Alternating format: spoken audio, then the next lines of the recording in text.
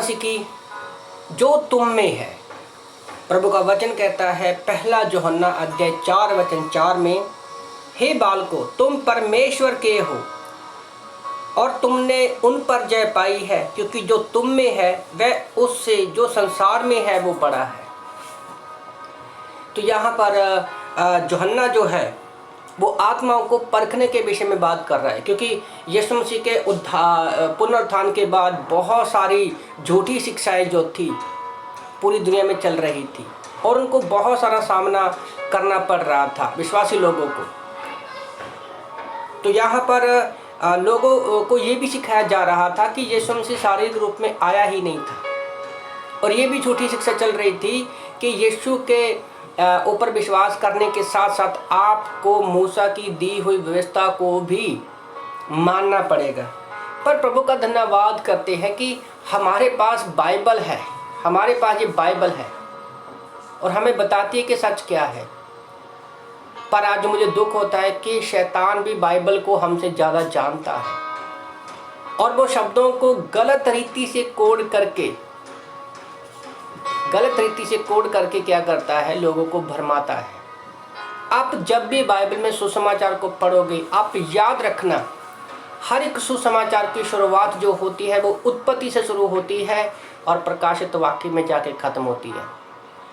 पर ज़्यादातर आज जो भी झूठे शिक्षक हैं वो उत्पत्ति प्रकाशित वाक्य से शुरू करते हैं और वो कोई भी पूरा सेंटेंस नहीं पढ़ेंगे, सिर्फ उनके हिस्से लेकर आपसे बात करेंगे।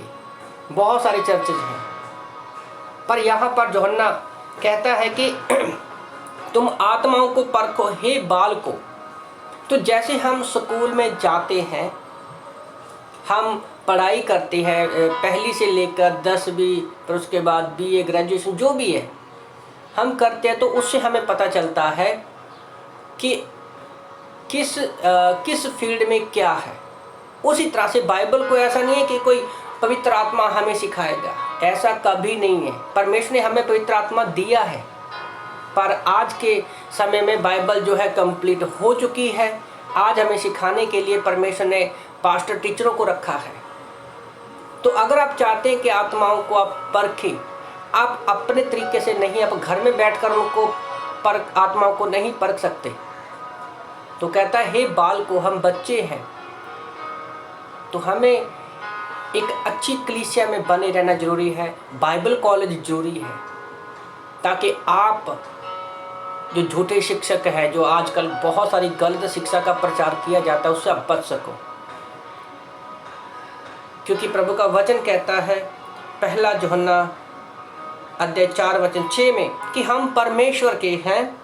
जो परमेश्वर को जानता है वह हमारी सुनता है, जो परमेश्वर को जानता है वह हमारी सुनता है, जो परमेश्वर को नहीं जानता वह हमारी नहीं सुनता।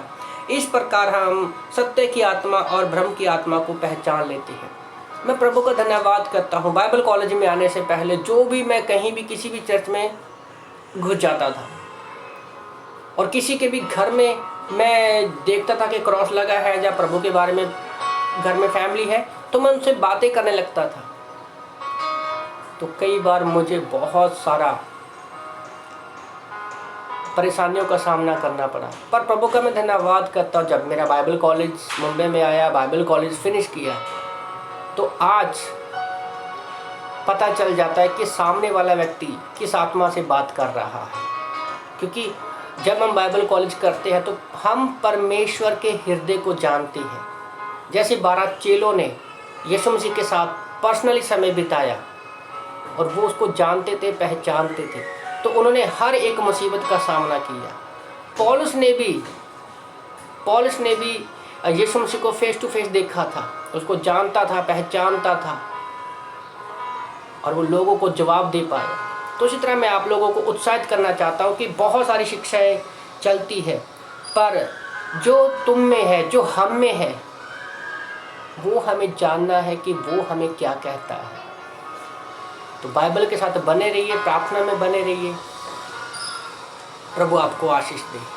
आमीन।